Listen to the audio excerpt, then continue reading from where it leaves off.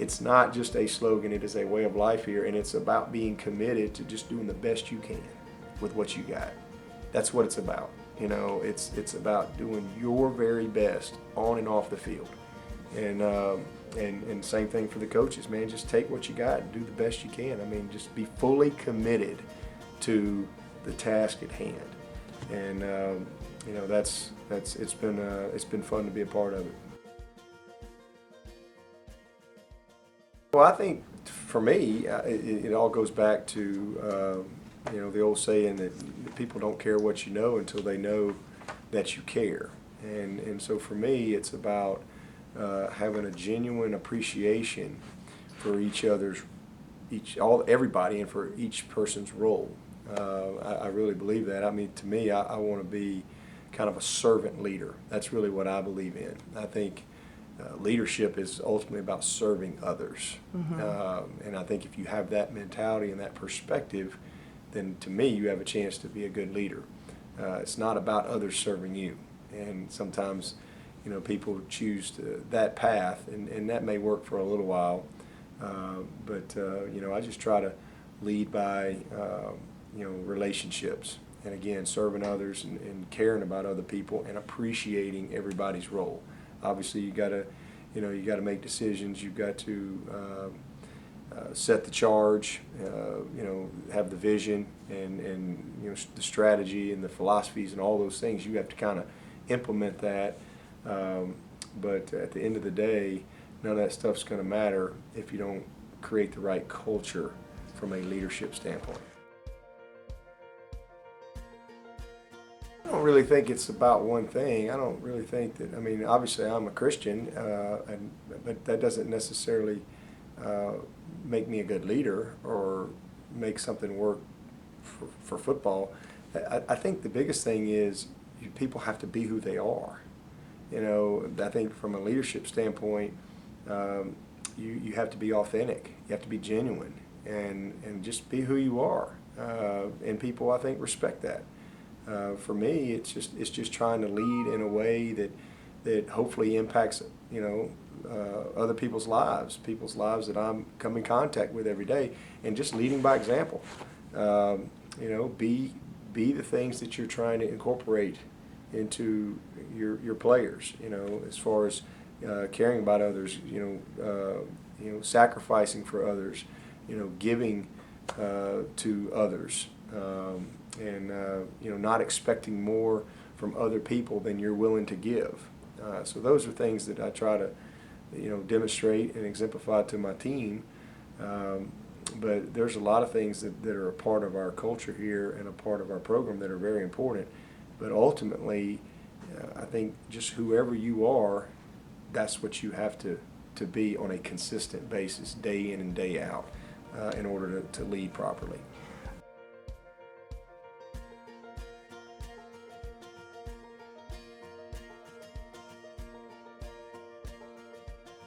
Well, I mean, I was only 38, so it's not like I had been, you know, doing it a long time, but I had had good success, you know, as a leader really my whole life, and I had had a lot of success in coaching. And, you know, the biggest thing from that whole time was, you know, the lessons that I learned through that process. You know, really two things. You know, I come to work October 13th, 2008, and, you know, by 11 o'clock, I'm the interim head coach.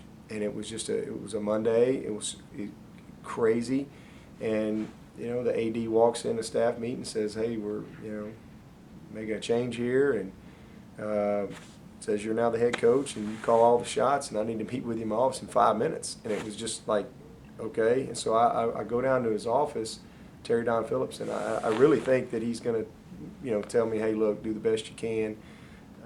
You know, maybe try to get the next guy, or maybe see if he'll keep you or something." You know, that's really what I was expecting. And I go into his office and I sit down, and it was not even close to what I had expected. You know, his comments to me were, you know, "This is a great opportunity for you. I've watched you for 5.5 years, and you know," he said, "Dabo," he said, you're ready to be a head coach." And he said, "You know, I really believe you can do this job." And he said, "I want you to know that regardless of what happens in these next 6 ball games, you're going to get an interview for this job. And I'm sitting there just kind of taken aback by this whole conversation. But it was an inspiring moment for me. And I took so many things out of that. First of all, is you never know who's paying attention. And I tell our guys that all the time. You never know who's paying attention. You never know who's watching you. So whatever it is you're doing, just bloom where you're planted. Just do a great job with whatever you've been charged to do. I mean, if you're cleaning the building, whatever it is, just take pride in your work, treat people the right way, and that was something that was reinforced to me that day. And then the second thing is you got to be prepared for your opportunities. You don't know when they're going to come. And I knew I was ready, but I didn't know if I was going to ever get an opportunity. And you can never really be fully prepared to be a head coach until you've done it. But I was ready to have that opportunity, and I had prepared for a long time for whenever that day came. And so it was, for me, I knew immediately if we was going to have a chance, I was going to have to change the culture quickly, and I was going to have to create some positive energy and some enthusiasm, and get these guys to think differently, because we kind of hoped to win. We didn't really expect to win. And, I knew that was going to have to change if I was going to have a chance. And I knew that I had a 6-week opportunity to the way I saw it, I didn't have a great chance to get the job, but I was like, you know what? Hey, I'm getting a head start here. And, it was all about the players. I tried to remove all the negativity that had kind of been a part of what we were doing. We made a lot of changes, tried to instill some pride in some things, little things, to how we show up on game day, dressed in a coat and tie and things like that, that you had to just take a little bit more pride in, to how we called things offensively, to how we practiced, how we met, everything, routines on Fridays, changed a lot of things, and really went to work in trying to establish the relationships within the team, especially the leadership of the team, so that we'd have a chance. And I always had great relationships with my segment that I coached, but now all of a sudden my segment is the whole team. And started meeting with the senior leadership twice a week, and I'm forever grateful to that group, because they made a decision, because they could have easily just said, you know what, hey, we didn't come here to play for this guy, and let's just kind of finish this thing out and move on. But they made a decision that, you know what, we're gonna pull this thing together, and we're gonna start thinking a little differently. We're gonna buy in, and they did, and they got all in, and we had a heck of a run, and went from a miserable start to the Gator Bowl, and it was just a great experience for our guys, and that time kind of set us on track. As far as putting a foundation in place. Some of the core things that we did during that 6-week span, we still do right now. I'm very proud of those guys. Tyler Grisham and Mike Hamlin were 2 of my seniors that year, and now they're back here on my staff. We've actually talked about that, because our first win was up in Boston. And 6 years later, we were just up there, and we got another win, and I talked to the team about that. I said, you guys need to understand, 6 years ago, a group of guys made a decision, and because of that, that will to win, that fight, that love for one another, the passion, we're all here today, 6 years later. And so let's go out and let's play in a way that honors that group, because none of us would be here if it wasn't for them. And so I've always appreciated that first team, because that was a tough time for them, and I was really happy that we were able to finish their career in a positive way. Oh man, I've had some great leaders. 2 of them right there. Mike Hamlin, Tyler Grisham were great leaders. Thomas Austin was a great leader on this football team. Dalton Freeman was a great leader. Grady Jarrett's a guy that's a great leader. Dwayne Allen was a great leader for us. Robert Smith is a great leader. You could just go. Stephon Anthony is a great leader for us right now. Spencer Shuey, You could just go on and on, but they all have the same things in common, such as they care about their teammates. They serve others. They're all in as far as the way we do things in this program. They don't expect more from their teammates than they're willing to give. They lead by example. Taj Boyd was a great leader for us. They chose to stay positive no matter what the circumstances. My 2010 team is one of the best teams I've had. We didn't have the best record, but it's one of the best teams I've had because that group, they never quit and they never became a negative. We weren't very good on offense. We were really good on defense, but they handled the adversity. In fact, that was the season that I said, you know what, we got something special coming here, because I saw how the guys continued to stay together through an adversity-filled season. Every game was like 3 points. Catanzaro's freshman year couldn't make a kick. I mean, there was all kind of things that year, but the team stayed close, and so I knew that the core components of our program were working, and that the leadership that we were developing was holding everything together. And so I'm really proud of that. C.J. Spiller was a good leader for us. I mean, guys that, like I said, they practice. They're your best workers in the off season. They practice hard. They played hurt. Whatever it was, they do what they need to do academically. We've been top 10 in the country 4 years in a row in graduating our players, and those are all a sign of our culture, which is based on leadership. And we go the extra mile in trying to develop leadership on this team. Not just the seniors. We work hard with that group. We feel like that they should be the best. They should set the example for the team. But we really start early in trying to mentor and develop the leadership from the freshmen, the sophomore, the juniors, and so forth. Well, a lot of relationships. I mean, everything goes back to relationships. So a lot of one-on-one time, meetings, a lot of accountability built into our program. I'll give you a couple of specifics, but we have a huge support staff, and we have a lot of people that mentor these guys. Jeff Davis is the director of player relations for us, and he meets with these guys all the time, and he teaches them. We have a career development program that we put these guys through, and trying to teach them and grow them in a lot of areas.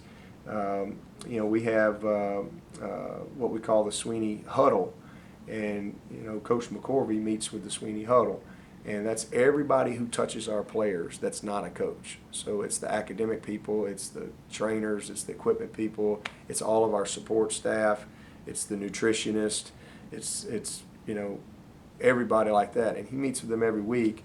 And so we're very proactive with our team in finding out, because if a kid is struggling with something, usually it's going to pop up in different areas, and we'll find out these things.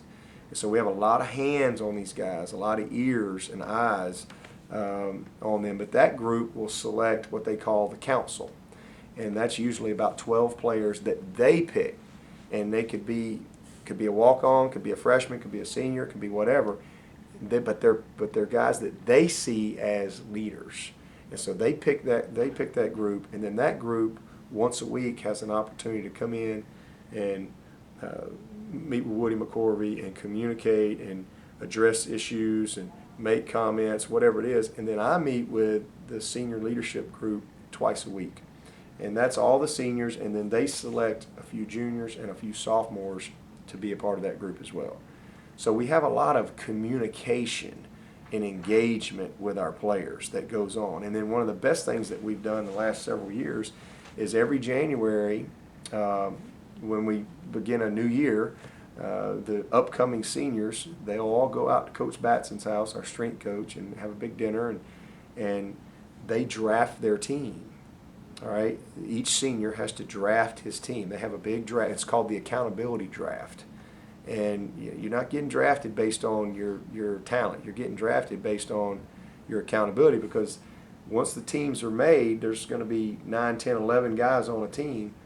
That is a team within the team. And so that's how we coach and teach accountability and develop leadership, because all 10 or 11 guys are held accountable for everything for that teammate. So if this guy down here is missing class, then they're all accountable for that guy. And that's the way the game of football works. You know, we got 11 guys out there, and if we got 9 of them doing their job and 2 that aren't, well, we all suffer. So that's probably, and then we carry that all year, and everything counts. I mean, you didn't dress right for your workouts, to you were late for treatment, you missed a class, you missed a tutor, whatever. And that has really helped us in developing the accountability and the leadership as well. But just, that part of it, the communication, all of those things, developing the trust and respect within our program. We talk about all the time is we want to get everybody all in. And so if that's kind of the goal, well, how do we do that? And for us, it's, we want to have a family atmosphere. We want to have, a trust and respect. There has to be a common purpose that everybody is bought into. There has to be communication, and we have a lot of that, and then there has to be a genuine appreciation for each other. So that's kind of the foundation to get everybody all in, and we work very hard in all those areas, and the leadership part of it is developed through all of that.